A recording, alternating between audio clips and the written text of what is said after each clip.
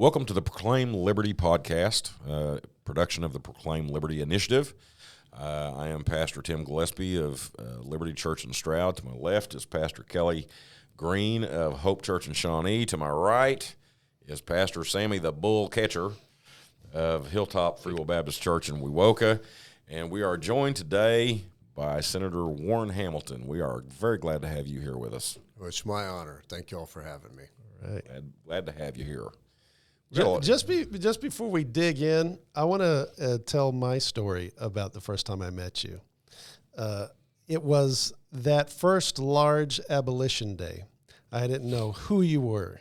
There was some guy with a gray goatee standing beside me outside of the, the Health and Human Services Committee. And me and you started shooting the breeze, and apparently we had the same sick, demented ideas about government. and I was like, this guy's okay. I like this guy. At that time, I had no idea. And I don't know if you did. Did you know at that time that you were going to run for senator? I don't think so.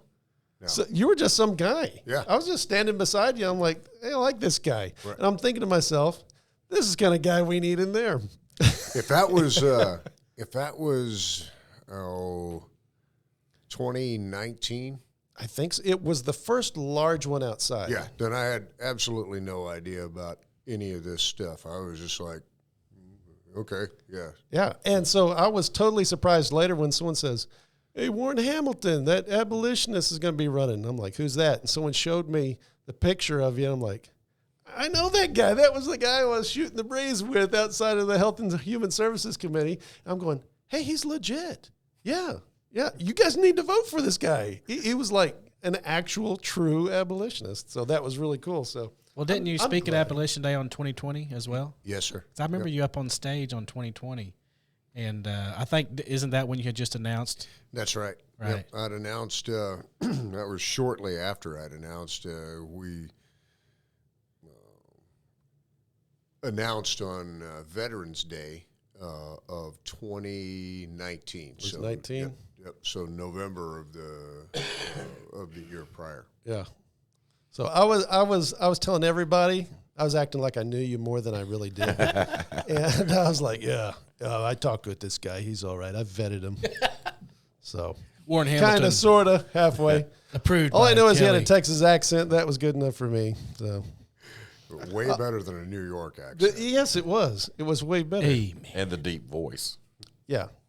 Well, I smelled military all over him, man. I could smell it. I'm like, this guy's military. Because I wasn't military like you, Warren. I was like, Air National Guard. I washed trucks. I was a fireman. Was you in there with George Bush? Was you? No, I probably washed the wheels on his plane or something like that. So, I'll shut up now. Now we can begin the interview, Tim. Sorry. Well, how we always start, we just ask our guests to share how they were converted to Christ and then how they became an abolitionist. Okay. Oh, I came to Christ through I don't know if you call it a roundabout route. I was raised in church, raised a Methodist, and my mother had read the Bible to me from a very early age. First thing that she read to me was out of 2 Samuel, story about Eleazar. May not be the first thing that she read to me, but it's the first thing I remember her reading to me. And she was a school teacher, and so when I was, so she went back to work shortly after I was born, and I had Catholic nuns that would take care of me for the first year or so of my life, and I still have a Bible, Catholic Bible, that one of those ladies gave me when I was a little baby. Yeah. So I tell you that to say that at least as long as I've been here, I've had people praying for me and people trying to bring me to Christ. And I have no doubt that my grandmothers and my mother were praying for me to do that before I was born. Nevertheless, I didn't really understand the gospel all that time. And my parents were very much so tried to expose me to the gospel, and for whatever reason, it just didn't take with me. They encouraged me to read the Bible, and I did. And yet, the whole time, I just figured that I was going to make it because I was a pretty moral person. Right, yeah. I thought I was. Yeah. I thought I was. Now, where were you living at this time while all this is going on? In Texas. Okay. I grew up on a ranch in South Texas. So you've always been a rancher. You've been exposed to it your whole life? Yes, sir. Yeah. Yep. My parents did that. My grandparents did that before them. My great-grandparents. It goes back in the family for generations. Wow. So I had almost completed, I just would read a chapter a night. And my freshman year at college, I finished it sometime in the first semester of my freshman year. And I thought I've got this in the bag. You got it figured out. I No got problem. it figured You're out. ready to and preach. I'm ready to go. There's nothing more for me to learn. Yeah. And so I'm 19 at this point. Go on like this for a while, living a relatively moral life when I compare myself to everybody else. Right, Yeah, which is what we do. Right, exactly. So then at some point in there, shortly when I started flight school, the guy that owned the gym that I trained at was a Baptist preacher, a fellow named Lanny Shepard. Yeah. Now, you might want to explain to everybody, because not everybody's former military like me and you. What do you mean when you started training? Oh, well, so after I graduated West Point, I got commissioned as an aviation officer, and so they sent me to Fort Rucker for flight school to teach me how to fly. And so I lifted weights at a gym outside the gate there at Fort Rucker in a little town called Enterprise. And the fellow that owned it was a Baptist pastor named Lanny Shepard. Yeah. And Lanny said, you ought to come down to the Baptist church. And so I liked Lanny. He was a great guy. Liked the way he presented himself and the way he behaved in the gym and treated people and everything. So I started going to church there. And basically just really kind of gravitated to the Baptist church from that point on. And this is early 2004, I was stationed at Camp Pendleton, and I was going to Emmanuel Baptist Church in Fallbrook, California. Okay. The pastor out there is a fellow named Stan Wujek. And Stan says, hey, why don't you come over to the house and we have a sandwich after church? And so we're sitting there and we're talking, and he says to me, well, I got to know, if you die right now, where are you going to go? So Stan was a straight shooter, wasn't he? And he did. And so, and he said, where are you going to go and why? I like that. And why? Yeah. Yeah. And so I got a little choked up, kind of the way I'm getting right now. And I said, I will go to heaven. And the only reason I will go to heaven is because Christ died on the cross for me. Amen. And he said, okay, now here's what we believe as Baptists. And so what do you think about getting baptized? And so I was baptized a couple of weeks after that. And so I say that was the moment that I was saved, because that was the first time that I ever confessed that I'm not going to make it into heaven through my tithing. I'm not going to make it into heaven through my Bible reading. I'm not going to make it into heaven through my quote-unquote moral living. I'm going to make it into heaven because Christ died for me. Right. And I understand that is the only way that I'm going to make it. There's nothing I could ever do would be good enough. Amen. He wants me to try, but there's nothing I can do to buy my way in or to earn my way in. He's already done it for me. And so that was the moment at which I acknowledged that, and I made a public profession of, all right, this. I know who butters my you stepped bread. through that door. You confessed with your mouth Jesus is Lord. You believed in your heart. I've been I've actually feel like I'd been believing it for a while. Yeah. But when I was a younger man, I'd heard in the military, when we had idle time, we'd sit around and talk about things. And one of my friends that I looked up to, he said something, and I held on to it for a while. It really resonated with me. He said, well, if I make it to heaven and the Manson family's there, I'm going to be a little bit upset. And I hung on to that for a long time. And then it's kind of like, who do you think you are? I guess that's one way to approach it. But, Right. It's like, but hey, if the Manson family is there, that makes you feel so much more confident that you can make it. You know? exactly. Yeah. Wow, God must really have a lot of grace, you know. Even for Warren. If Warren makes it, I mean, surely. Yeah. And what I took away from that is that that comment indicated to me, heaven is God's.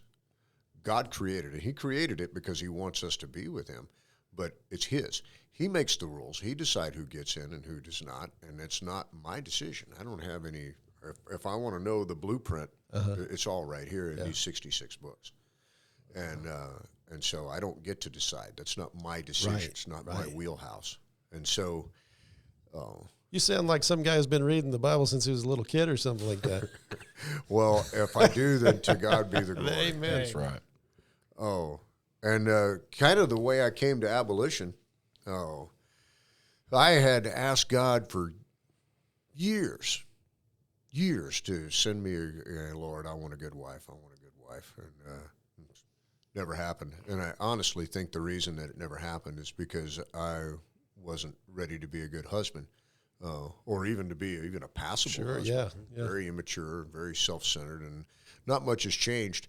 But I have. Now I'm starting to understand why I got along with you so much that day that I met you. But God, in his infinite wisdom, sent me the only woman on planet Earth who would be, I think, gracious enough to put up with me. And so I married Sherry in November of 2010. And she's been a great blessing to me ever since. Yeah. And so she is the one that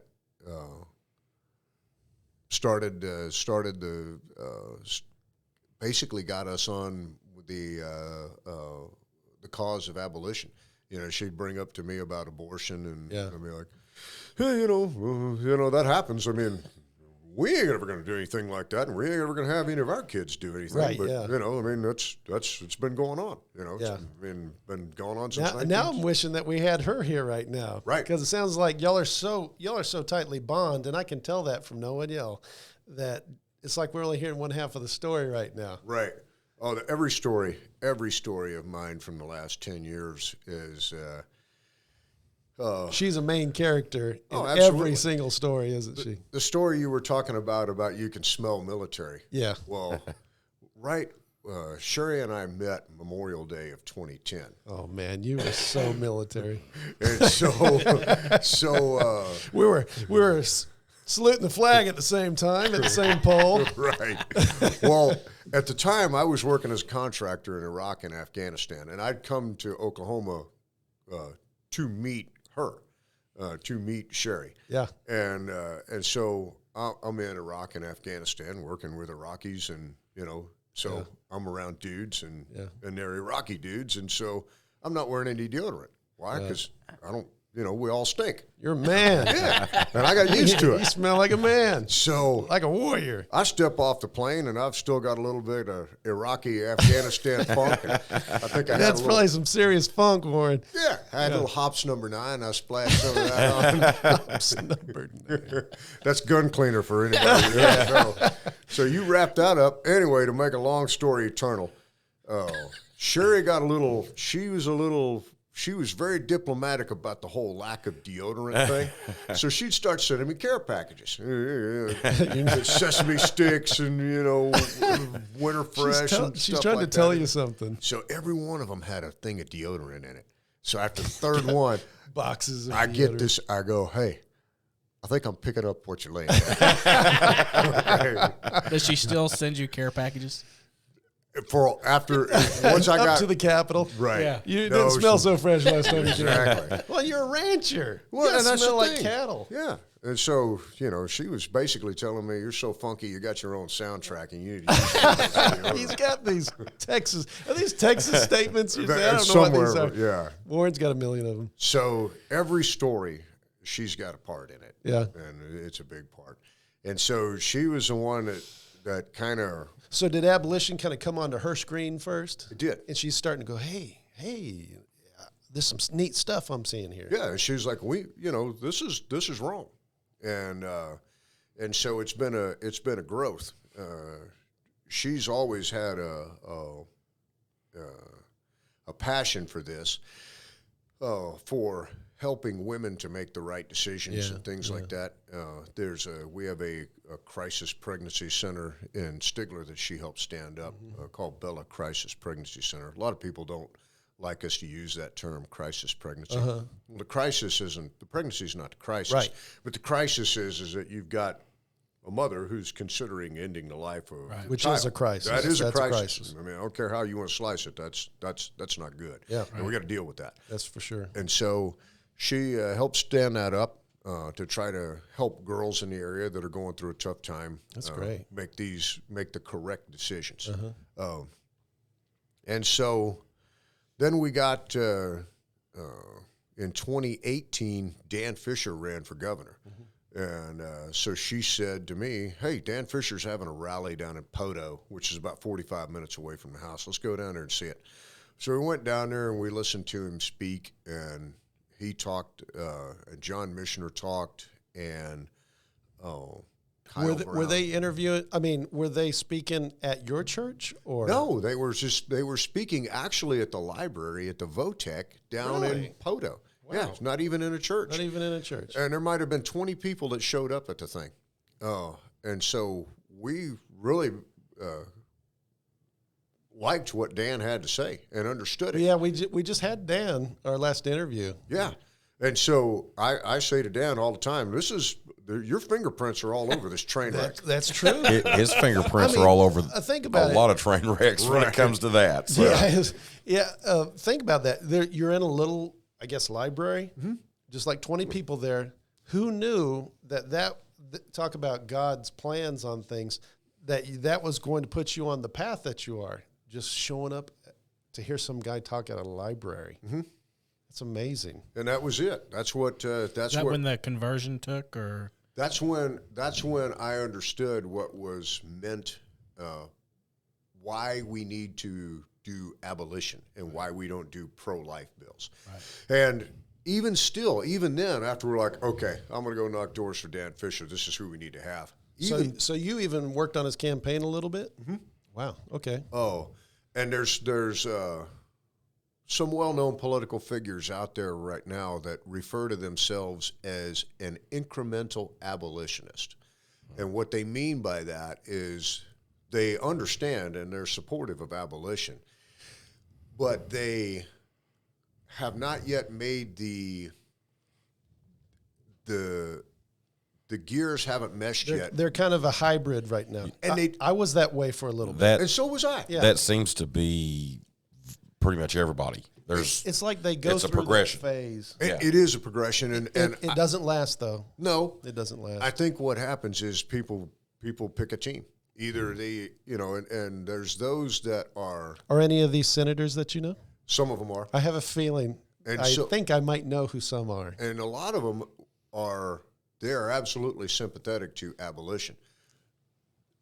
Their hang up with it is that they want it to happen. They're just like, I don't see how. And so that's another conversation. And they haven't made the link between the pro-life laws that get enacted and iniquitous decrees. Right. So we pass a law that says, hey, you have to be an OBGYN if you want to do an abortion. Oh, that's great. Oh, yes. But what if you're a general surgeon and you do an abortion? Oh, it's a felony. So what you have in effect said is that if you have this license, then you can go ahead and kill as many babies as you want. If you're an OBGYN, you can do 100 of them a day, and that's not a problem. But if you're a general surgeon, then it's a felony. Well, the crime's not that you don't have the proper license. We're not talking about ducks or, elk or something like that. We're talking about human beings. And so what we've done, either intentionally or unintentionally. I think a lot of it's unintentional. I think it is too. For most. Yes, I agree. Is we've just passed an iniquitous decree. And a lot of people, they double down on that, and still have not They yet. just can't let a pro-life bill pass. Right. It's like for them, it just feels wrong not voting for this. Right. Well, it does. And that's, But they need a broader picture. Well, until you get to that point where you understand that murder is murder, period. And I know we understand that, but we don't want to. We just, like you say, it's well It's because intentioned. we've been trained for so long. For to 48 think a different years. way. Right. And so you're thinking, instead of looking at this, thinking, okay, now that bill makes it legal for somebody to murder someone. Which wasn't the intention. Right. But it still does it. It still does. That's the outcome of it. Even whether you say, oh, well, that restricts these people from killing them, but it still makes it legal for those people to kill them. Yep. Right. And it's, I think that's why you're up there. I think that's one of the reasons that God has you up there at the Capitol, because I think there is some good guys like Dom. Dom was willing for the vote to go up for SB 13, and all the abolitionists were like, "Thank you, thank you so much." He strikes me, and maybe I know you can't speak for him, but he seems sympathetic. He seems to. I think he wants the same goal. Yes, he and does. guys like that. I think there's a few other like him up there, and I think that you're a fantastic witness to these guys. Do you get lots of opportunity to just share with these guys a lot? It is coming more and more frequently. Oh, and the way that I've tried to approach this is, what's the Great Commission? We've got to go and make disciples. Yeah. Okay, so to disciple somebody means to have a relationship with somebody.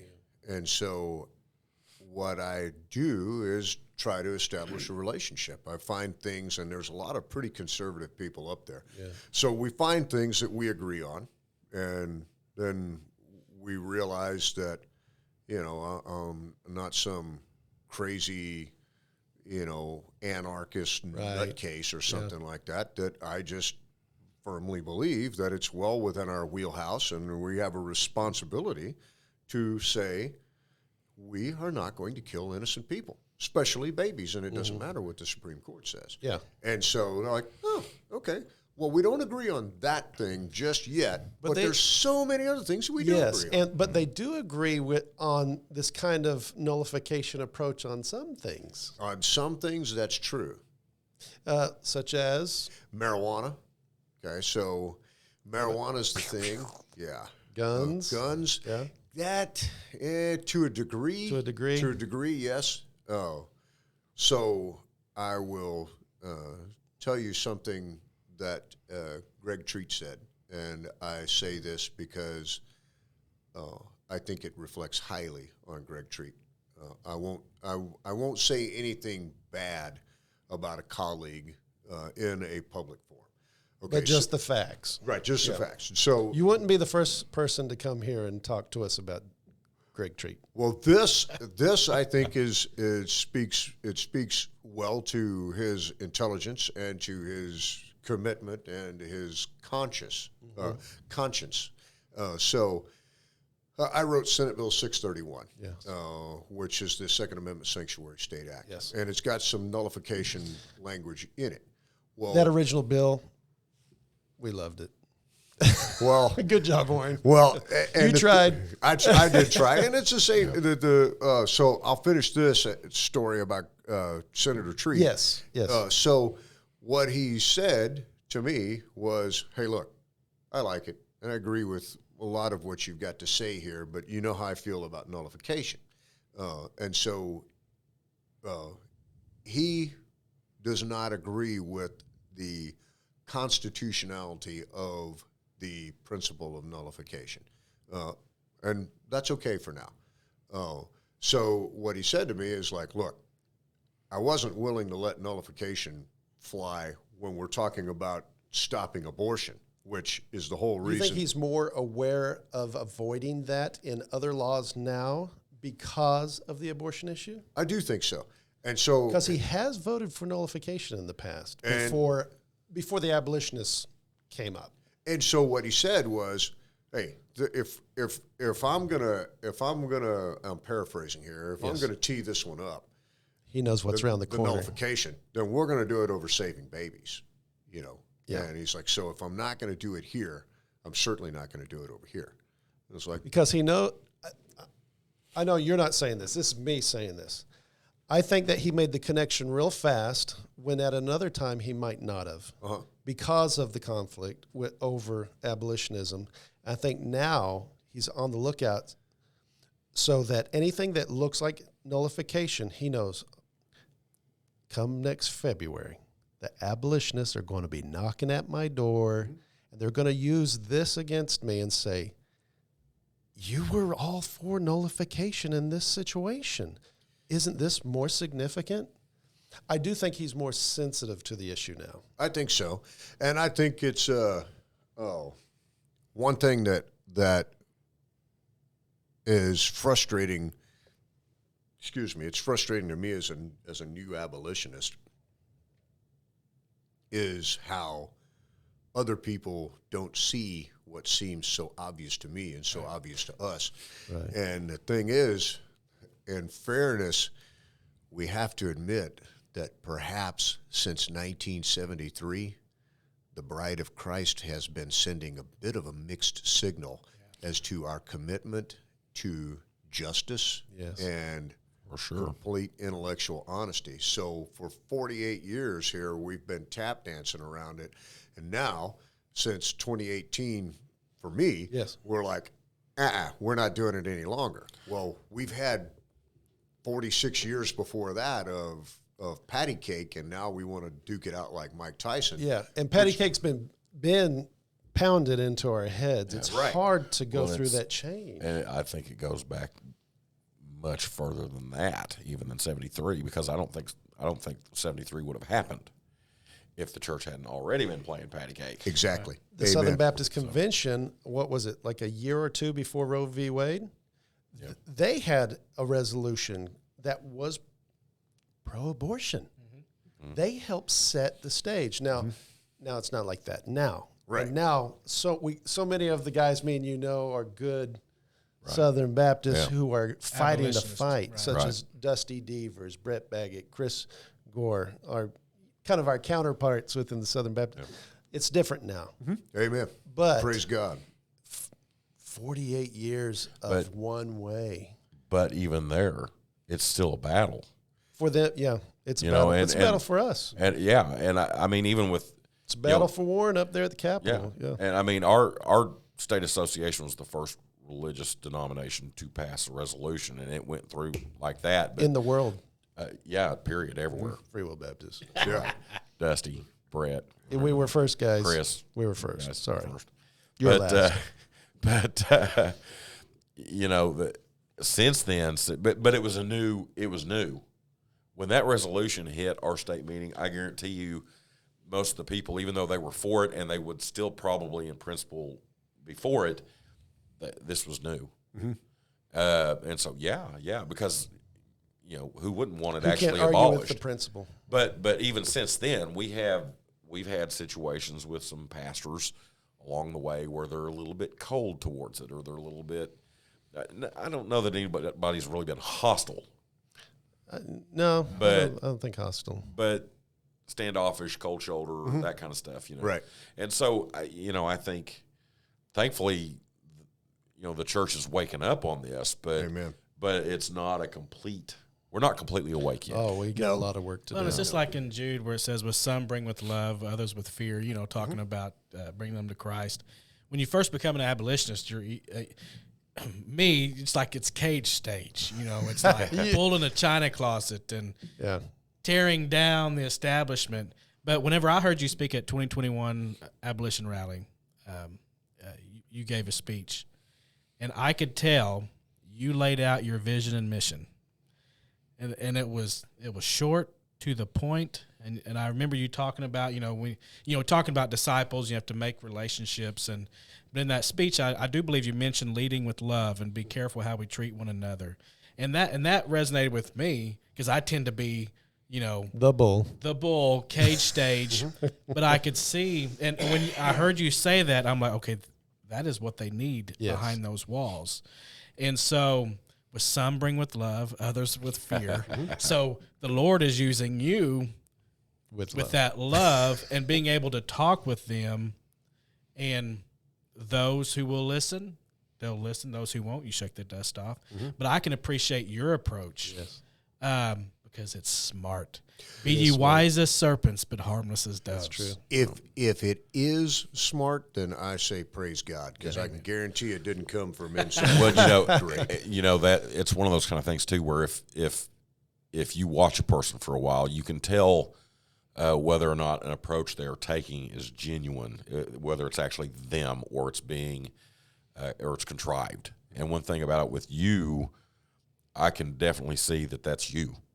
That's your philosophy in life, because I things going all the way back into your campaign and a specific incident that took place. Some will know what I'm talking about. Right. Now we're going to talk about that. None of that. No, okay. We're going to talk about that. Because you had the calm head in that. You were awesome in that. Yeah. I saw that video. Is that your military? Just bring it out. Okay. Let's talk about this. We'll just knock the ball right out of the park. Come on. Everybody watching this is watching it because they want to hear about that.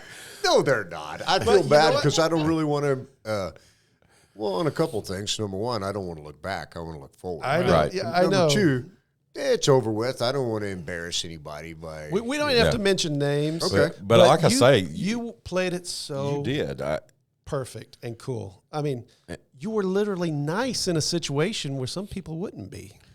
I mean, we had an expression in the Army: respect costs you nothing. So in my mind, I can look at you and think, "Hey, you're the biggest idiot just walking around with 2 feet."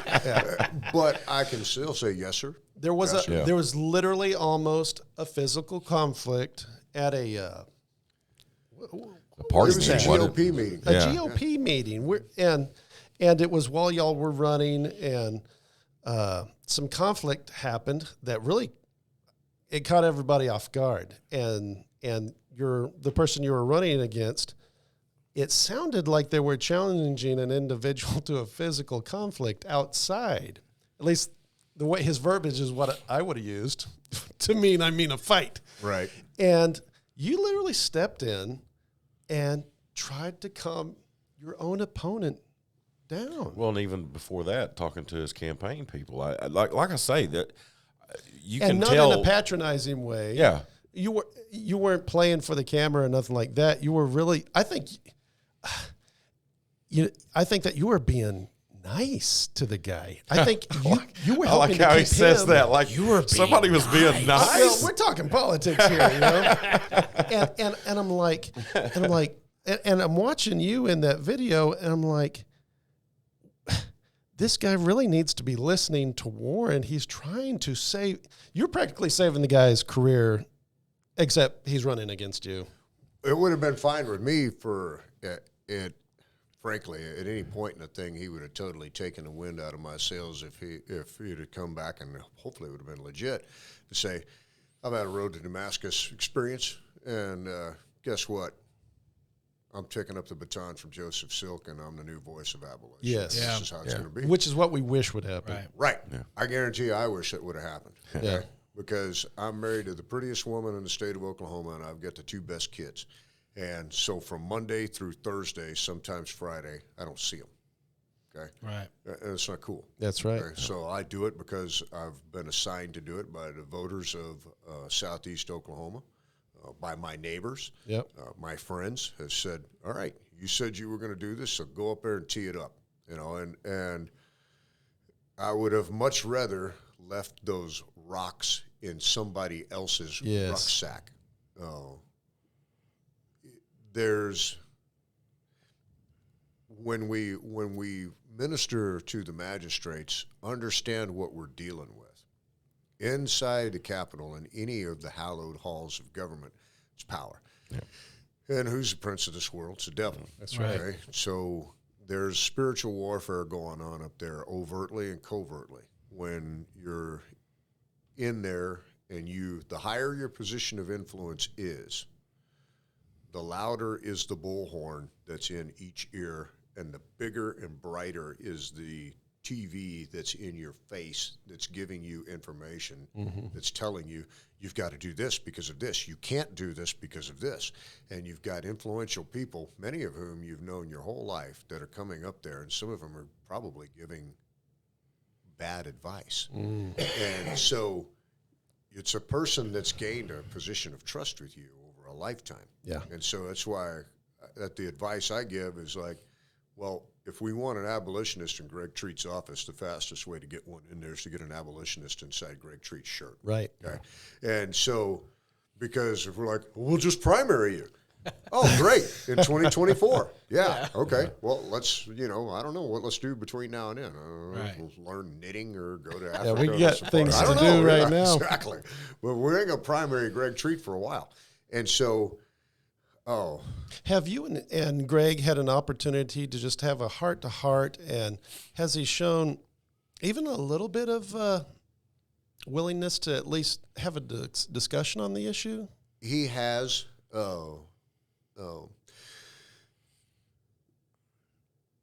he's upset with me, I think, because I debated against him on House Bill 1236. Okay, and for people who are watching, could you explain what that is? Well, House Bill 1236 is it's the bill that came over, and it basically says, the way it came over in its original form, it said that we, the legislature of the state of Oklahoma, reserve the authority to take a gander at federal actions, executive orders, federal things that come from the federal legislature. And multiple groups, not just abolitionists. No. Gun Guns, rights, property rights, drugs, vaccines. That united everyone. Vaccine mandates, stuff Right, like that kind of stuff. I've never seen a bill unite all Republicans as much as that bill. And then, And it was a pretty saucy step forward, and so he changed some stuff in it, and I didn't like what the changes were in it. I wanted the original version. those changes were pretty significant. Yep. And so he made his changes to it. It passed off of the Senate floor, despite my super skilled debate.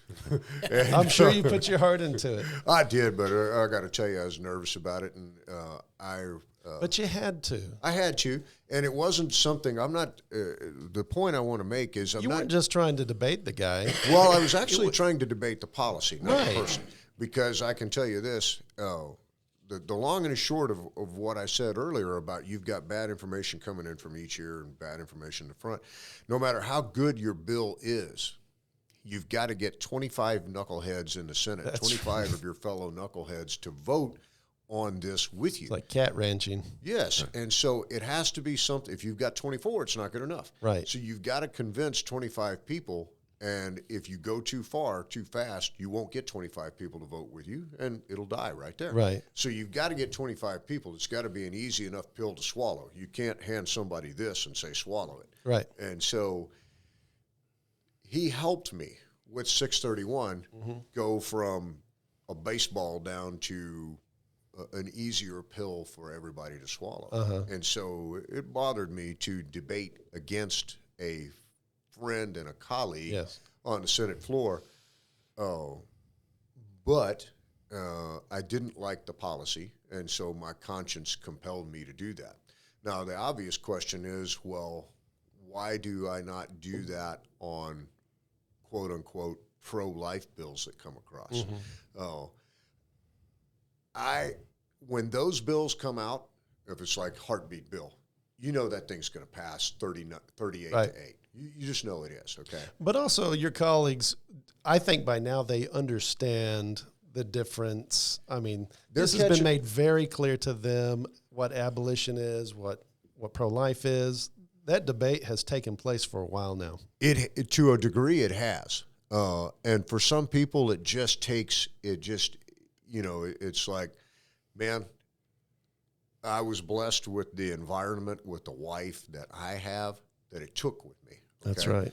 Other people don't have that. Yeah. Okay. And Well, so if you're invested in that movement or that ideology, and then somebody tries to get you to change it, that investment is going to slow you way down. And the people in politics, even if they're not necessarily, if that's not their issue, but if you're a Republican in Oklahoma in politics you're invested in that because that is one of your issues that you will use to get elected. Exactly. Right. So. Exactly. Well, and if I could, just like the bill you had the debate with, if I could whisper in the ear of every senator and legislator, state capitol, I would summons my inner Warren Hamilton very diplomatically and lovingly say, remember, you are here to represent the state of Oklahoma, not the federal government. Right. Wow. You're supposed to represent us, not those guys in D.C.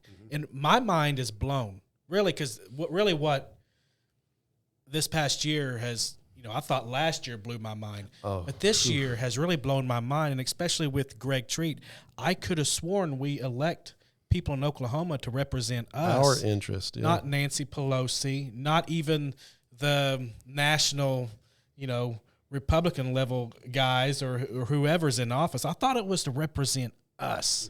Well, and Jefferson said that the court was never meant, the SCOTUS was never meant to be the check on the legislative or executive, that the states were intended to be the check on the federal. Right. Period. And do they not know this? Have they got up there and just forgotten? Well, understand, too, that we're dealing with a lot of inertia here everywhere in the United States, dealing with the heresies of judicial supremacy and legal precedent.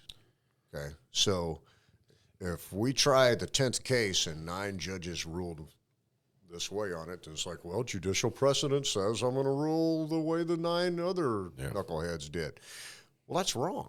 Right. Because they may have been wrong. Exactly. Yeah. Augustine said right's right no matter how many people are doing it, and wrong is wrong even if everybody's doing it. Okay? So that's the thing. Judicial precedent is a heresy, and we use it as a cop-out. And we talked about The Chosen earlier. Yeah. Okay, well, there's a scene in one of the earlier episodes where one of the Pharisees is talking to Nicodemus, and he says, the law is God. Okay, well, here and he's, the writers use it as a way to show how far out there the Pharisees are. Right. Well, to a degree, we do that when we subscribe to the heresies of judicial supremacy and legal precedent. Yeah. People will use this idea that, well, the reason that we don't abolish abortion until the Supreme Court, that you don't have any say-so or any relevance on this issue. What they'll do is they'll try to say, well, if you say the Supreme Court doesn't have any relevance on this issue, then where do you draw that line? We can just abolish the Supreme Court. Well, it depends on their judgment. Exactly. That's exactly what it is. Yeah. If they were irrelevant when they ruled certain ways on slavery. So we can't say, oh, well, we just have to protect the system. Right. Which is not true. Because the system is here to protect human life. Mm-hmm. It's supposed to protect citizens. We don't let citizens die because we're going to protect some kind of governing system. Right. I mean, the Nazis could have said that. Yeah. Yeah. People say, well, we're a nation of laws. We are. It's right here in the Declaration of Independence. We're a nation of the laws of nature, and nature's God. That's the laws that we are subject to. Now, that's precedent. No, that's precedent right there. I thought it said somewhere in there about in Supreme Court opinions. Yeah. It's got to be in there somewhere in the middle. Well, what's going to happen, maybe getting off topic here, but what happens if someone, let's just say the Democrats pack the Supreme Court? Or the states, will Oklahoma just lay down then and just like, well, we can't go against the federal government? I wish I could say absolutely not, but I don't know. It may come to that for people to snap out of it and realize, hey, wait a minute. Right. Just because it's on a piece of paper doesn't, it's the traditions of man and not the word of God. So we have to come to grips with the reality that nullification is not necessarily a bad thing, and we don't overstate what nullification is. Nullification doesn't equal secession. Yeah, right. I use this analogy. If I come home and Sherry says, hey, I want to go on a cruise, well, we don't have the money to do that right now, sweetheart, so I just nullified that decision. Yeah. Okay? Or vice versa. She could say that to me. I want to go on a cruise. No, I just nullified that. Yeah. But if I come home or she says, no, we don't have the money to go on a cruise. Okay, well, I want to get a divorce. Well, that's secession. Right. Okay, that's not even close to, hey, look, we don't have enough money to do this right now, or this is not in your authority to say this. Right. I'm not saying the Supreme Court's irrelevant, but they absolutely are not within their They're levels. not divine. That's right. They should be checked and It's not all kept or in nothing. balance as well. Well, to that point, if there is a supreme branch of government, then it must, by the very nature of our Declaration and our Constitution, it must be the legislative branch. Right. We are the most in touch Closest with to the people. Yeah. Well, if you want to go along that vein right there, it should be the state legislatures. You know, that's one of the things I've gotten to a point where I don't really intend to put a lot of effort into federal level stuff anymore because it doesn't do any good. They're 1,500 miles away.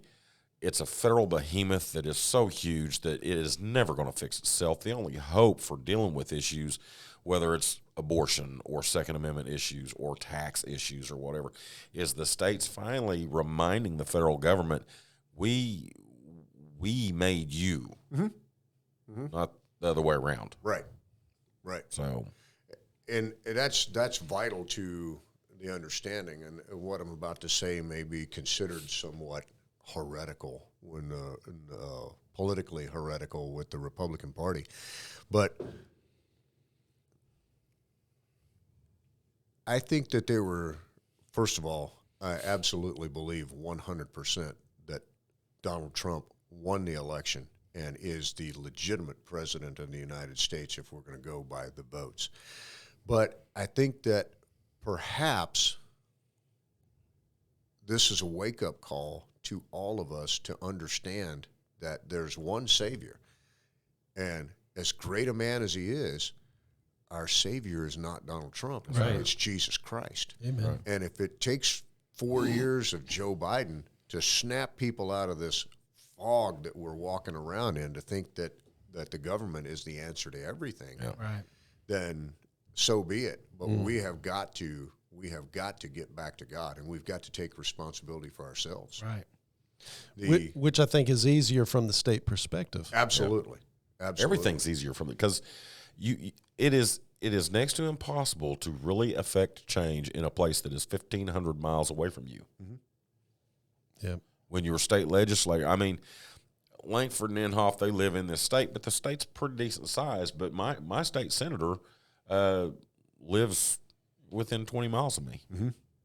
You know? Yeah, well, I can have coffee with Warren Hamilton, but I can't go to D.C. and have any effect at all up there. No. I was on a Zoom call with James Langford one time. Really? With about 300 other pastors? Yes. So he did not see me. He didn't And see I you? saw him. Really? He was huge. You're strange. Big screen. Don't worry Big about screen. But in keeping with the idea that government is not our savior, the fight that we have, and it is a fight, it is a war. So the enemy understands this, and they're coming at it on all fronts. They're doing it through the school. They're doing it through the government. They're doing it through media. They're doing it through arts and entertainment and everything. It's everywhere. All the critical race theory and the anti-God things that are going on. Directors of diversity. Yeah, exactly. Yeah. Diversity and equity. I saw a presentation at lunch. Diversity, inclusion, and equity. It's an acronym that spells DIE. So what we abolitionists and Christians, what we have to understand is we absolutely need to be involved in our government. But it isn't just government that we need to be involved in. Because while we're over here and we're getting SB 495 on the docket and getting it a hearing and so forth, well, then what's going on in schools is they're not talking about abortion, but they're talking about critical race theory. And we got biological males playing in girls' sports. Right. And then we got transgenderism going on and stuff like that. But we got 495 pushed through. And in the churches, we've got social justice that's going on. And in the movies, we've got this. And in all the commercials that are on primetime TV, you got dudes on our cereal. Exactly. Cereal boxes. Cereal boxes, you know. So it's everywhere. And so we must cover this base, but we've also got to cover the other bases too. Right. Yeah. And we got to fight a war on multiple fronts. Exactly. Well, it's for years the church has been like Chamberlain when we should have been like Churchill a long time ago. Right. And we've just about waited till we're in an island by ourselves. But thankfully, God is a big God, and He wants His church. How's it say it? My people, right, will humble themselves and turn from their wicked ways. That's a big part of it that we sometimes forget. Well, now we have parents that have parents have checked out of schools. Mm-hmm. They don't care what their kids teach. No. And now we have churches filled with people that really don't want to do anything. Right. The parents have checked out from the kids' schools is because the heart of the parents is not to the kids. Right. Well, I saw an article today about that.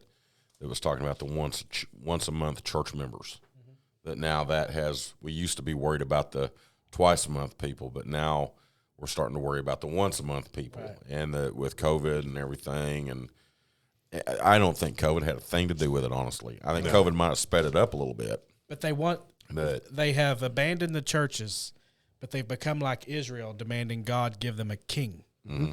Right. We want to be lukewarm Christians, but give us a president that we can follow. Mm-hmm.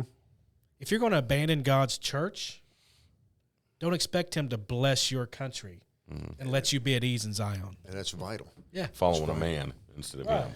And it's 2 points on that. That's why abolition is such a big deal. Okay, so there's the obvious temporal aspect of abolition that you've got innocent people being killed. Yeah. Okay, so that has to stop. We just, Christianity doesn't have an exclusive domain on the protection of innocent life. Right.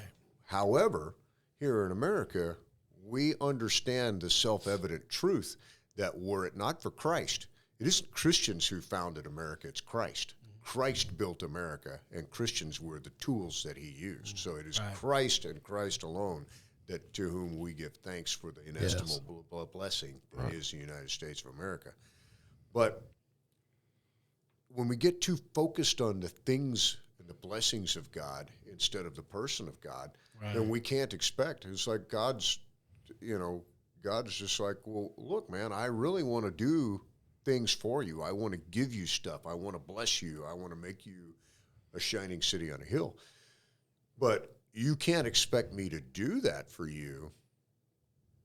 I might look the other way on your thievery and your idolatry and everything else like that. But come on, man, you're killing 100 babies a week. That's not even the it's not good for us for God to bless us in that type of condition. Right. That's not a blessing. No.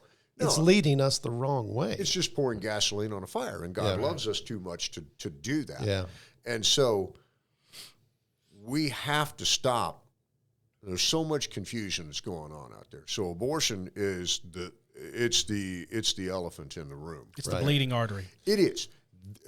But it's a symptom of the sickness, because all the issues that you're talking about, whether or not it has to do with the court or idolatry towards the court or people in the image of God, all of it converges on the subject of abolition. Mm-hmm. But it's taken into account all of these problems that have gone wrong with America. Mm-hmm. Well, I don't think it's even necessarily a matter of idolatry of the court. I think that's just... Well, when you get down to it, that's a convenient scapegoat for idolatry of self. It is. Yes. But Sam, what you said is it's the bleeding artery. Mm-hmm. Okay, it's the biggest. It's the single biggest thing. It's so evil what we've got going on. It wasn't the first thing that started. I mean, we had we've had covetousness and idolatry in various forms. It's been with us since the garden. But we've got so many things going on that I feel very confident that until we end abortion, We're not going to end the transgenderism or the homosexuality or the covenant breaking, the rampant divorces that are going on. Man, I'm 50, and when I was a kid. You're 50? Yeah. I'm 50. Okay. All right, man. All right. So Abolitionists age well. Oh, they do. What is with that? They all have beards. God must bless that's us. right. Yeah. It's wisdom. It is the wisdom. I guess You're wiser when than me. When we turn apparently. 50, we're going to look good like you guys. Yes, you That's are. what we got to look forward to. Wait, are you already 50? I'll be about 6 months. You're not grown up yet. Maybe almost as good. But until this is ended, until we've said, hey, look, we're not doing it, then we can't expect for the other things to happen. You mentioned 2 Chronicles 7:14, but there's a verse before it that I always like to point people Lay it to. on us. Shouldn't say throw people to. He's throwing you under the bus, Sam. God says, if I shut up heaven that there be no rain, or if I command the locust to devour the land, or if I send pestilence among my people, then we get into 7:14. If my people will call by my name, which shall humble themselves and pray and seek my face and then turn from their wicked ways. Well, what do we have? Economic things going on. Right. And so what do we need? Do we need John Maynard Keynes? Do we need, a new financial egg timer to help us out? What we need is Jesus Christ. Right. Amen. And we're looking everywhere else but him. Well, God told the Israelites before they went in, don't you forget who got you here. Right. And we have totally forgotten. Well, I think sometimes you have things happen in nations where they get so corrupt that sometimes the message that God wants to send doesn't always come through the ministers. Right. Mm-hmm. Sometimes God will raise up someone in the political realm, someone, I think, like a Warren Hamilton, that it can play a role in revival in a way that we're not expecting, that sometimes revival can come from someone just trying to do a good civic duty in a position as like a senator, because even a senator serves Christ from his position. Yep. And serving from your position can help bring about that revival that's needed. And lots of times, particularly in abolitionism, I see a lot of times ministers are behind the curve. I mean, I came late. I don't know about you guys, but I've only been an abolitionist for 2 years or something like that. I mean, Warren was an abolitionist before I was. No, I don't think. I think we probably came at about was the it same about time. the same time? Yeah. Well, I think there was a lot of that. I think Dan's campaign. Dan going around. I've heard lots of stories. Free the states and AHA Chris and Gore everything. heard Dan. Yeah. That's what did it for him. Well, you had the things that were going on back 10, 12 years ago that Russell and some of those guys were doing that brought about Dan's Dan being the first abolitionist candidate for governor, but then and that's also interesting Joseph. that it wasn't because Dan's a minister. Yeah. Lots of what I believe might be leading towards a revival had to do with Dan being involved in politics. Right. And everyone, politics is evil. And before him, Joseph. And before him, Joseph. But sometimes I think these guys up there at the Capitol, I believe a lot of them are Christians. Mm-hmm. And I think that they need to see their job as something more than something separate from their spiritual life. Mm-hmm. That their job is extremely spiritual. It affects the spiritual makeup of Oklahoma. Right. And here again, we're overcoming inertia, okay? So a person for whom I have a great deal of respect, I don't respect this comment, but this person said to me, I just don't think God's interested in how I vote. Well, if he's interested in how many hairs are on your head, which you can't control anything about, do you not think that he might be interested in how you vote? Now, this person's not in the Capitol, although that's a common thing in our culture. Oh, It's one of the three institutions that God ordained. Right. It's they government for mankind. Jesus is a They king. turn into deist when they get there. They do. They do. And so it's another one of those things that, that the devil comes in, and sometimes he's, this nice, mild, he's like, look, man, we have separation of church and state. And guys are like, yeah, we have separation of church and state. So, and they're just confused. Yeah. And so if that takes root, if it takes too much root, then it's, in my opinion, it's very difficult to overcome. Right. And so it didn't take root in a day. It won't be pulled up in a day. Well, you shouldn't expect it to be pulled up in a day. With God, all things are possible. Right. But I do want to get into one topic with you. I know I had looked this afternoon at the bills that you had filed, and I just kind of refreshed my memory. And the one that I do remember anyway, I can't remember the number. Actually, I don't have it right here. You'll probably know it. I'm sure you will, and that's the adoption issue that we've discussed.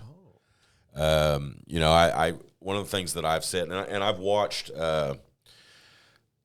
pro-choice or pro-aborts pile on an abolitionist online on social media or something and say, well, what about all these unwanted, and it's a straw man argument, obviously, when they make that, but it is an actual issue that I feel strongly that we need to address at the same time, rather than sit there and say, I mean, that person that uses it as a straw man, you might not want to engage them on it because that's all it is. But why wait till after you stop abortion to deal with the issues that need to be dealt with on adoption? Mm-hmm. And one of the things I know your bill had to do with the extrajudicial process. You said it right. I don't know why you doubted yourself.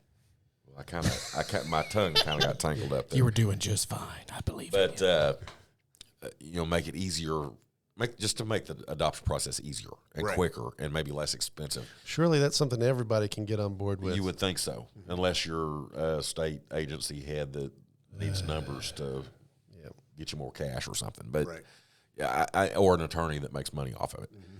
But I will just mention this for anybody that's watching. We have discussed with Senator Hamilton about having maybe some meetings over the course of the next summer to try to look at some things that we can do. And we've already talked to some people that are interested in wanting to kind of work with us on that.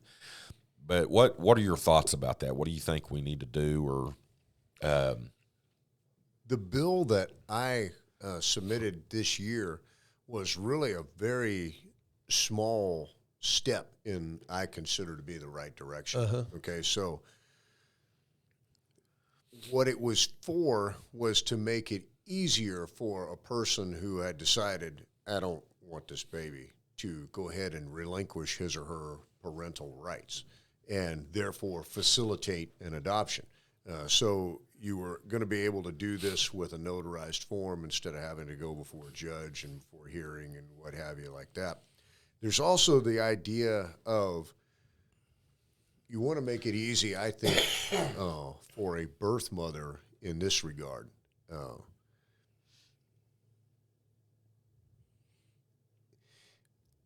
Oftentimes, a young unwed lady will go through a rough patch, or she's a victim of some egregious tragedy or an assault. And so when having to go through the business of, she's ready to relinquish the rights to the child, and so this child can be adopted, well, then she's either forced to relive her assault or her checkered past or whatever, to have to go through this to figure out who the father is, instead of just being able to post a classified ad in a newspaper or something, or make it easier for the woman to have to go through this without being re-traumatized from the events of 9 months ago. See what I'm saying? Yes. So it's those kinds of things that we were looking at to make it a first step in. Now, obviously, the goal is for the mother and the father of the child to raise that child, but it doesn't always work out that way. Sometimes you have situations where that's just not going to happen. And so what we want to do is to facilitate the movement of children into a loving home. Hopefully that's with both the biological mother and father, who are united in a bond of holy matrimony with Christ at the pinnacle. But if it's not, then we can hopefully get the child into at least a home where that child is So safe. catch me up to speed.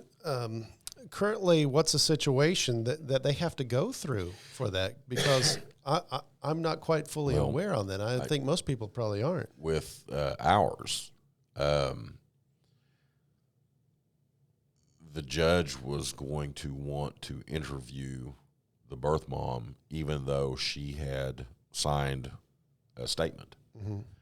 And so, whether it's a situation like what Warren said, where there's been something that's happened, or it was a rough patch, or even if they just are, for whatever the reason is for adopting, putting the child up for adoption, why make them come in? Because it was an added stressor for us as well as her.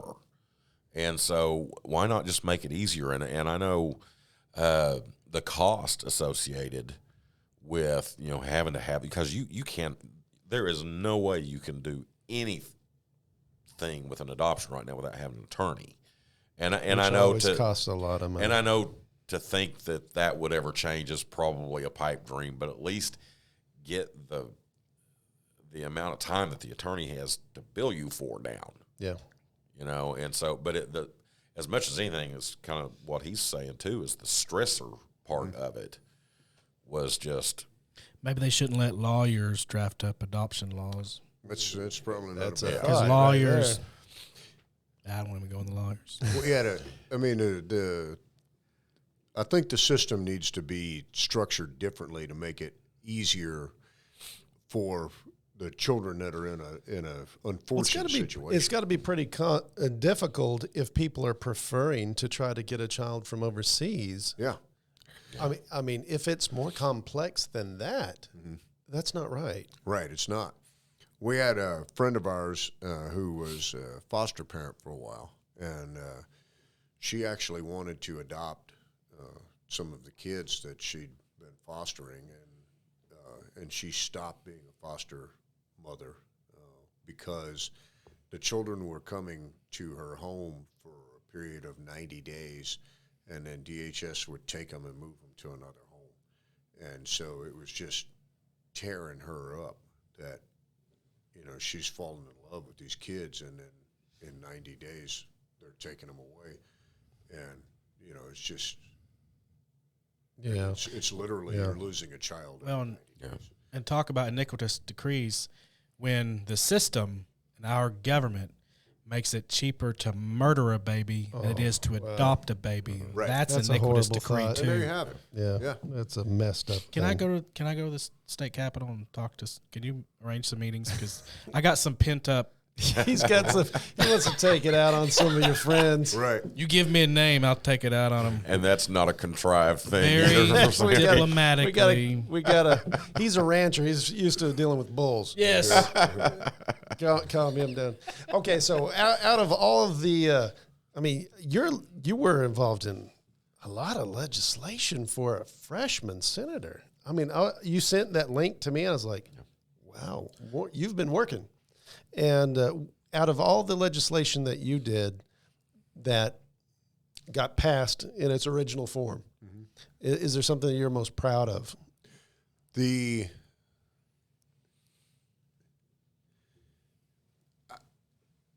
a couple of things that I've co-authored that I am very blessed to have been allowed to be a part of those things. The deal about the critical race. It was at a speech today or at a presentation today, a gentleman gave a very good pitch on it, and we said, 1775, it's a paper tiger. Yeah. And I said, okay, well, that may be the case. Mm-hmm. But here's the thing. Before, what did we have? So the job of a politician, which I hate being that, but the job of a statesman, the job of an elected official is to pass good policy, but it's also to educate. And so what this has done is this has gotten this topic, and people that heretofore did not know that this was an issue now realize that this is an issue. Yeah. with Senate Bill 495, it has kept the fire burning and has made it so that people are like, hey, look, kids are being killed here in Oklahoma, okay? I mean, that's the way it is. Yeah. And so with the Second Amendment Sanctuary State Act, which will be eternally grateful to God that he blessed me with this, and to those colleagues of mine in the Senate who supported this and co-authored this. There's a lot of people who co-authored this thing that they did it just to be nice to me, and I really appreciate that. Yeah. What, in my opinion, what this did was it woke people up to. So now Oklahoma's woke. It woke us up. Hope it the right way. We're gun woke. Exactly. Yeah, and we're it gun needs woke. to be that way. Yeah. What it said was, we here in Oklahoma, you sent us up to the Capitol to preserve, protect, and defend the Constitution of the United States of America and the state of Oklahoma. And we take that very seriously, and we understand that in order to do that, in order to maintain a free society, we're not taking guns away. And so that's what we've said. We could have come at this a couple of different angles. And the attitude that we manifested with 631 without getting incredibly brazen and bold with it was, picture you're being confronted by a bully, and the bully wants to do something, and you just go, no, we're not going to do that right now, and you just keep on walking. Mm-hmm. Okay? Well, that's the way we said it, because this is proactive.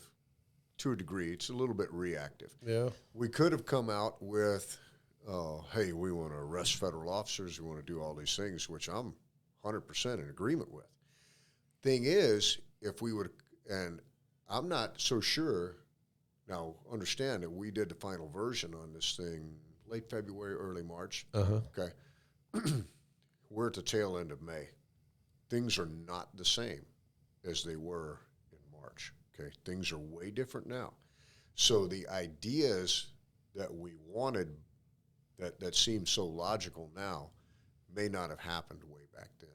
Mm-hmm. And so what we have done, though, is we've got something on the books, and we've said, hey, we're not sure really how far we want to go yet, but we know we need to do something. Yeah. You know, I don't know how high this wall needs to be built, okay, but we need to start building the wall. Yeah. And that's what 631 does. And so I'm very blessed to have been a part of that, and to see the unity that came from the Senate in support of that effort. There's like I said, Greg Treat himself massaged that to the point where, and he changed some stuff in there. It's like, okay, this really doesn't change the meat of the bill. He didn't cut the heart out of my bill or anything like that.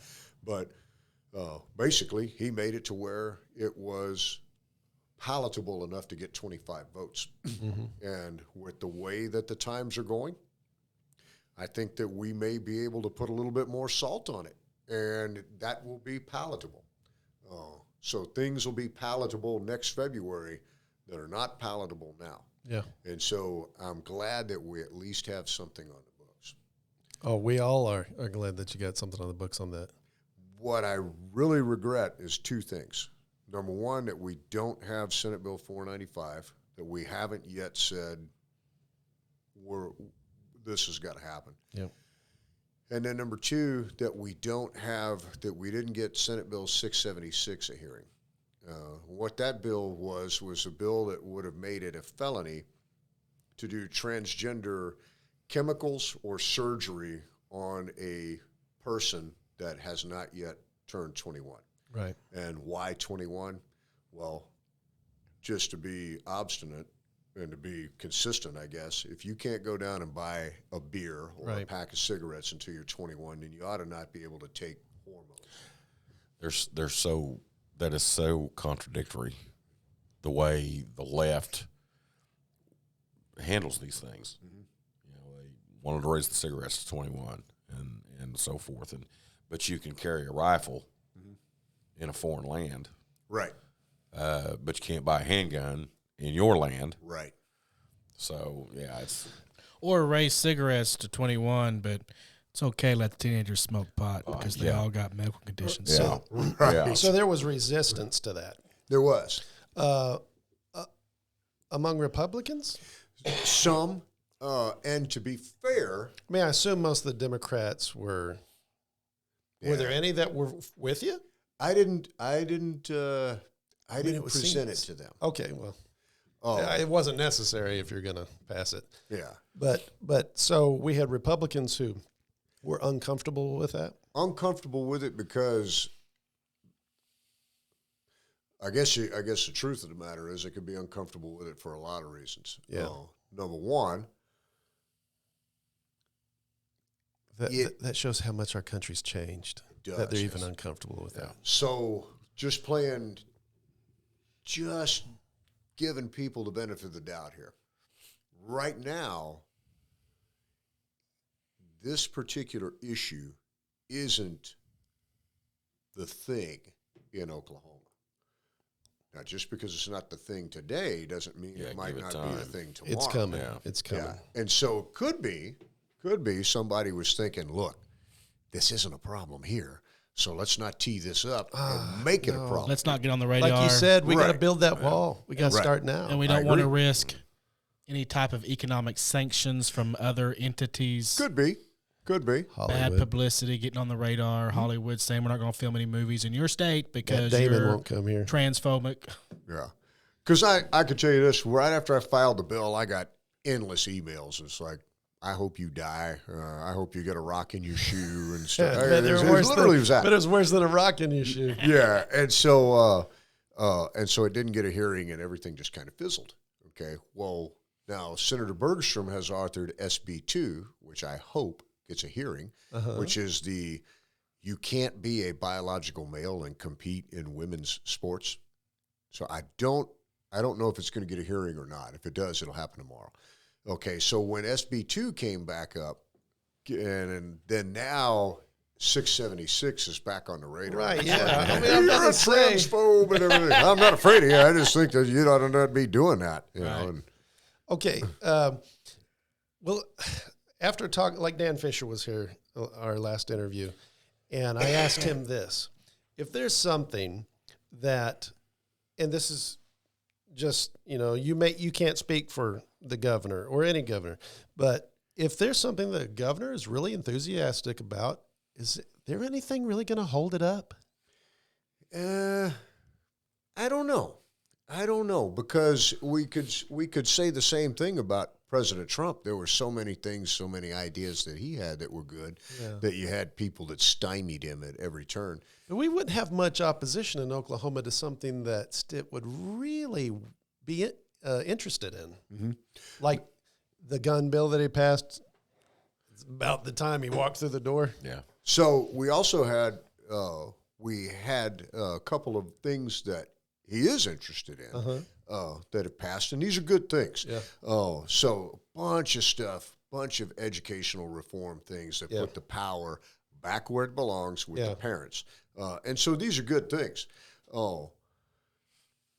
In my opinion, obviously the top priority is abortion. It's not education. Yeah. But, as far as looking at it from what can I get the most people to get behind? Well, clearly, the educational thing is something that, it's a low-hanging fruit, so to speak. Yeah. Which I say that, and I didn't have anything to do with the drafting of those bills and the working on it and everything like that. So it looks real easy to me, but I didn't have anything to do with it except casting a vote in the right direction. So like the bill about, biological males, they can't be doing this crazy stuff. Are there people uncomfortable with that in the Republican Party? It is. I mean, that seems like You think it's a no-brainer? a no-brainer. It does. To me, it does seem like a no-brainer. Well, the problem is, and this is something that Dan addressed last week as well, is that it may not necessarily be that they have issues with the issue. They have How the issues issue will with, affect them. well, how it will affect their reelection and the emails they get and the things like that. It just seems like in Oklahoma that would be a star beside your name. Man, the left can get really loud and noisy and really make your life rough, even in Oklahoma. You got to stick by your principles. You do. Though. That's right. I'd say let them. Let them come out in the open. And speaking of that, Warren, we know what kind of guy you are. I want to give you a chance to brag on some good senators. Okay. Because we kind of lightly beat up on the pro tem just a little bit. Not as bad as we did with other guests. But who are some senators that you're like, man, I'm impressed with this guy? Well, now everyone's going to want you to name them now. Exactly. Oh, well, we'll hold it to two. Give us two. Well, I hope there's at least two. Oh yeah. There's more than two. Is there at least 10 righteous up there? I think there might be. Okay. I think there might be. All right. So, okay. So obviously, the two guys that come to my mind first, it's going to be Nathan Dahm, okay, and Jake Merrick. Yeah, okay. I knew you were going to name those guys. So they stand out. Jake, man, solid as a rock. Really.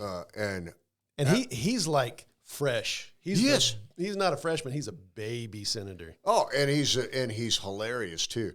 It's absolutely the providential hand of God that he sits right next to me on the Senate floor. So he does. Yeah.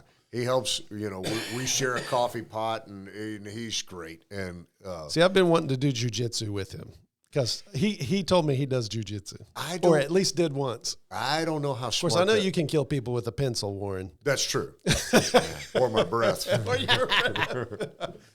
Oh, so he's a funny guy. Oh, he's hilarious, and he's a genius too, and he's just really grounded. Yeah. And if you want somebody to pray with, then he's a guy to go to. That's wonderful. Oh, of course, Nathan. Yeah. Nathan is absolutely a genius when it comes to procedures, rules, things like that, and which is vital. Yes. Okay? Because it's. I mean, you got to have a guy like that. You got to know those things, and that's part of being a professional. Mm-hmm. Yeah. Okay. Oh, those are the pieces of ordinance that we use in this fight. Those rules and those procedures. And he's very good at those things. Yeah. Not to mention his grounding in the faith and his grounding in the Constitution. Mm-hmm. He's just somebody that you can go to for advice. Yeah. He's always 100% of the time. Mm-hmm. Okay. Oh, then there's absolutely have to say something about Shane Jett. I was just about to ask because we're in Shawnee right now. Oh, right. He's our guy. And me and the guys, we have a little rapport with him. Mm-hmm. And he's a fellow Cherokee. And I'm glad to hear our fellow Cherokee's name brought up here. So tell us about Shane. Well, as far as it goes, what you said about me introducing some legislation and stuff like that, hey, Shane Jett's no shrinking violet. Really? Oh, I mean, that dude has teed it up, okay? So Shane has faced off with some people before. He's got a sweet smile. He's got that baby face. Mm-hmm. He'll fight. Yeah, absolutely. He's a warrior. You stick that dude in front of a mic or in front of a camera, just turn him loose, man. Really? He's good. Okay. He is a pro at what he does. And he'll be our future. He was Navy. He's former military too, right? Yeah, he's Navy intelligence. Yeah. So he knows all about multidimensional warfare and that the enemy tries to deceive us and that they're, come up and the glad handing and the patting on the back and we're all buds and everything. So he's not going to be fooled by just like flattery up there and stuff like that. Absolutely not. That's great. Oh, he is rock solid as a conservative. Oh, he's a Gideon. I did not know that, but I'm not surprised. Or at least the Gideons told me they would send one of their guys. And I've heard him speak. Shane Jett. Yeah. At a Gideon pastor's dinner. Mm-hmm. I heard Gideon or Shane speak. When he speaks, I love to listen to him speak because he brings a word when he speaks. Right, he does. And that's good. And he's unashamed about it. Right. And I can tell you he is just a blessing to serve with up there. Oh, you guys probably got a lot in common from military experience. We do, And then, of course... And both of y'all have been just a twinge covert. A little bit. We won't talk about that. Oh, but okay, so what he did, the critical race thing, he's the one that said, all right, he's the one that introduced Senate Bill 835, which is what got the whole critical race. See, we knew that theory. He was on fire about that. He's the we want to have him on here to of talk the about Hornet's that. Nest. Yeah. Really? Yes.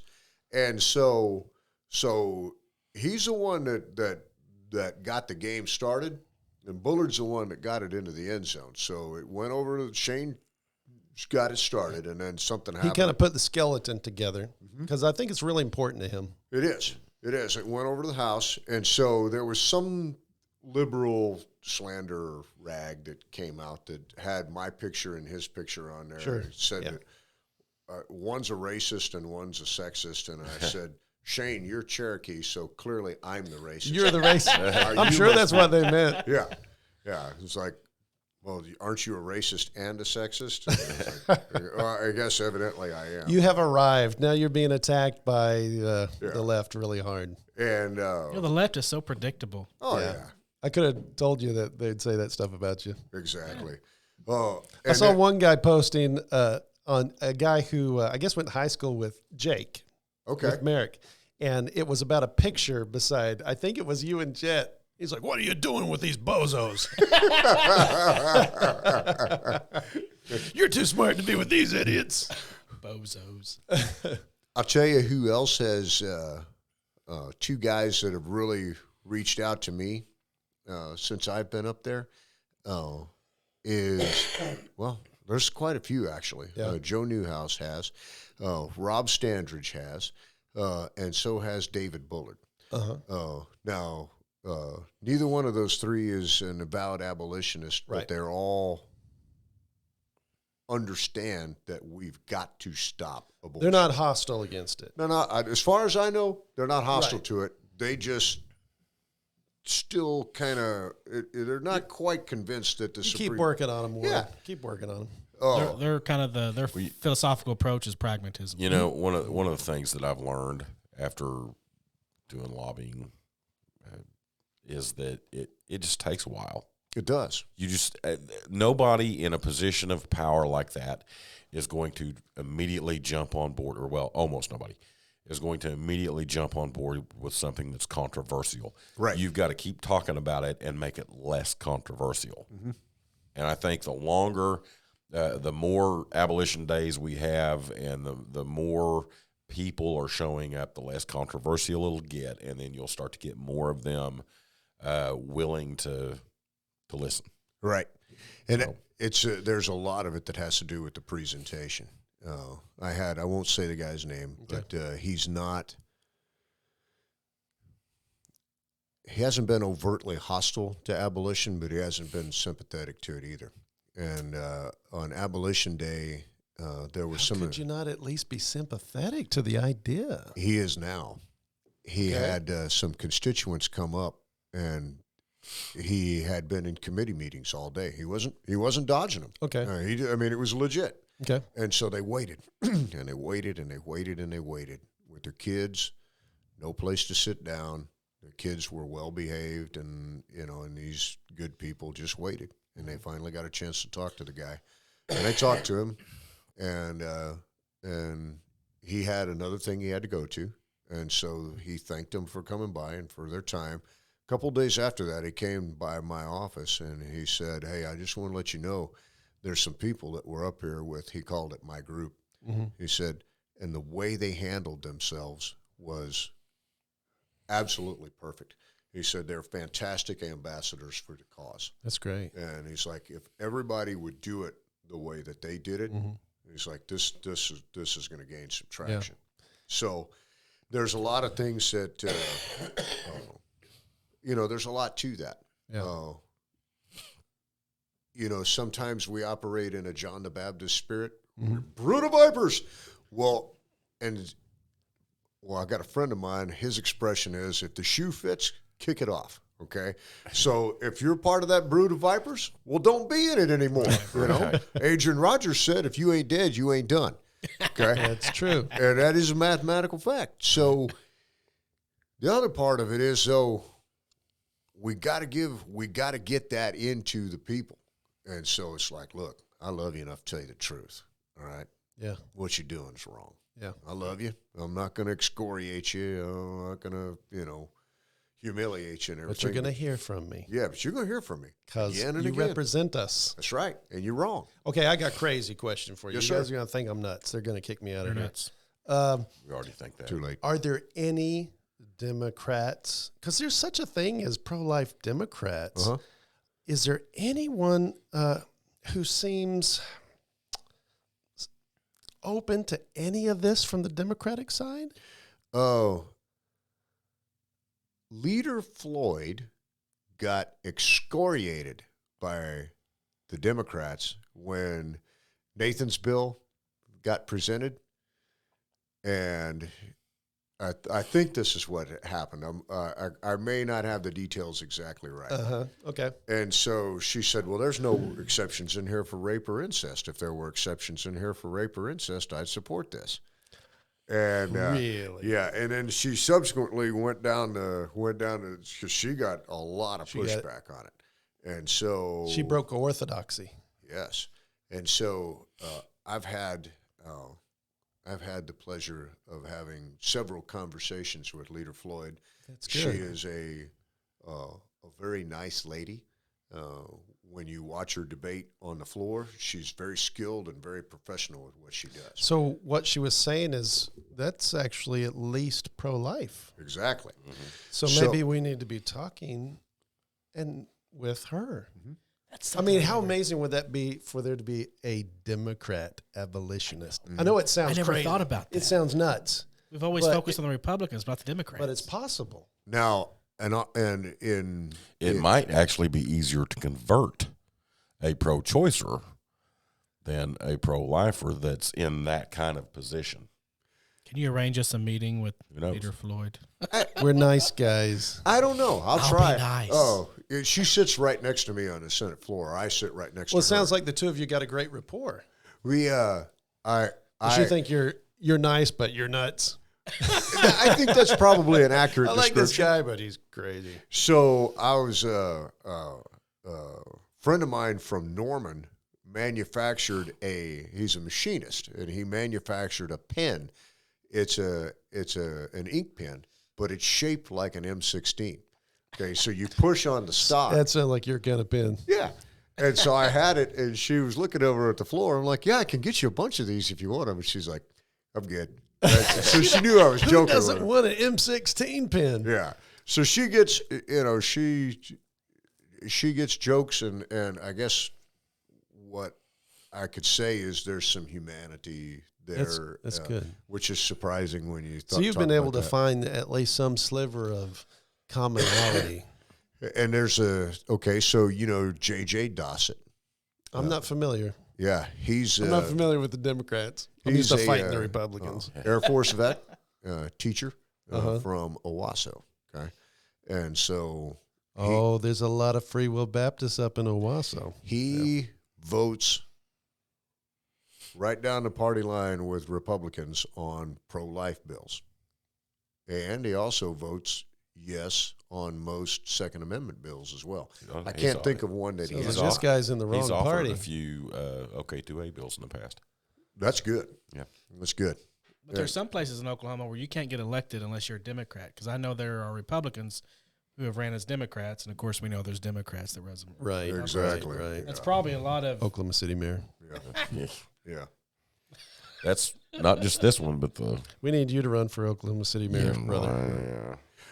Oh, That Well, that is so encouraging. So this guy, man, it sounds like he's in the wrong party. I agree. You know what? I bet you anything. He grew up Republican, and there was something happened, and he had an opportunity to run, but it would only be through the Democrats. Could be. Something like I that. don't know. Owasso. I'm just guessing. guessing. Owasso is an area that Republicans do well in, though. So I don't. So you got to be That's it. He fairly conservative. either that or he grew up in a Democrat family and he's registered Democrat just because of that. He grew up in a church. But he is. So he's at pro-life. He's pro-life. Yep. So there's at least two pro-life Democrats. That's correct. So if we can. We got to go after them. I say that most of the time leader. You just ruined their career, Warren. Yeah, I know. They're not going to get reelected. Terrible. Warren Hamilton likes this guy. I might have just ruined mine. I said nice things about nice two things Democrats. This podcast Hey, is those going to are end good up in things. political ads next. Exactly. Oh, man. No, because no one watches this podcast. Until the next season of... Your wife will watch the podcast. That's right. That's all that That's matters, right. That's though. about it. That's all Kelly's that wife critiques it, and Sam's wife. Does she watch it? She watched the first one. She's a busy woman. Okay. You can't let him go, though, without him telling us a little bit about the ranch. And you're not just, you did something before you were a senator. You're a rancher. Right. You sell some fantastic beef, right? And I'm going to get some for this fall. If it's not too late. Did I have to get my order in already? I don't know. We may Surely have you down you and can you cut can at corners least for get me. a sample. He hasn't gone home yet. He needs to find out when he gets home. Yeah, she runs all that. Tell us stuff. about the ranch, the name of it. It's Rocky Point Ranch. Sherry came up with the name. That area used to be known as Rocky Point, and we raise cattle. That's our bread and butter. Sheep. We brought the sheep in to basically be organic herbicide, and they have just blossomed. They're fantastic. And then we have goats for now. I'm thinking of a gyro sandwich right now. Yeah, exactly. The goats, I can tell you this about goats. If you want some, come see me. There's a reason. You got any fainting goats? No. If we did, I guarantee you I'd be scaring them all the time. I wouldn't got be- goats. I'll tell you what, the My boys love goats. landlord on the place I used to live at, they had some goats. And when we moved in there, they didn't have them out. They had them in a different pasture. They brought them in, and I didn't know they were doing it. And I heard something out in the pasture that night, and I had a big spotlight, and I kicked that thing on and shined it back there, and there was about 100 orange eyes looking at me. And that was one of the freakiest things I have ever seen in my life. There's a reason Satan's depicted as a goat. Yeah, there's a reason somewhere on the left and others are on the right. That's right. Hey, goat meat tastes really good with barbecue. Oh, man. I've had it. We need to have a barbecue at the Rocky Point. That's right. That's right. Now, the sheep, You feel sorry for them because they're so dumb? ours are fantastic. Really? They are the lowest maintenance creatures on the ranch. You don't hardly have to do anything to them. So they're your lawn mowers. Oh, they're fantastic. Yeah. They don't stand in the water and poop in it. As long as I Like one of my the cows kids. do, the cows will kill every fish in the pond if it gets too many flies on them in Yeah. the summertime. They just go stand in there and pee and poop in it. We've got horses. Sherry's big on horses, and she likes those things. So we have them. I can't let my boys watch this episode. I can't let them watch it. They'll be like, I want to see the goats. Yeah. I'll I be want like, to see them too in the smoke. yeah. You want it. They're delicious, son. So that's what we do. So, but your beef, you were telling me earlier that you go about feeding them a certain way. We try to limit the amount of supplemental or substitutionary feed that we do on the cows. As much as possible, we feed them only on grass. So in the wintertime, if the cattle are really doing poorly, then we'll feed them some grain. Or if we need to get them into the corral or something like that, we give them a little snack. But as a rule, we like them to finish on grass. And it's better all around for the animal, so they don't eat that quote unquote candy. Yeah. And I feel like it produces a better tasting meat. Takes a little longer because the grass just isn't as calorically dense as the corn, so it takes another year to finish the animal, but it works out real good. Wonderful. And the sheep, that's the only way we finish the sheep anyway. They finish it about a year. And so we normally harvest the beef once in the fall and once in the spring. Excellent. Well, I'm going to get me some. So You sold me on it. Well, I think we got one of our cameras went dead on us. Oh, But we still got one. We still got one running, so we can still wrap it with. Well, I was going to say we even outlasted. We the outlasted timer. the timer. Well, good. So we still got one camera running. Yeah, we've got the one looking at me. We can wrap it. We can still wrap Hey, he it. could close it out for us. That's right. We can Just say, Kelly, Tim, and Sam, thanks for joining me. Thanks for on the Warren Hamilton show. Oh, we just started something. The Warren Hamilton podcast. Oh, goodness. Oh, wow. Well, you kind of already do that every week, Well, don't you? I told Shane Jett this is a podcast device. It also makes telephone calls. Oh, yeah. Yeah. Because I'm not real tech savvy. You know what we need to do? What? Could you just look at that camera and say, "Stay salty, Oklahoma"? Stay salty, Oklahoma. There you go.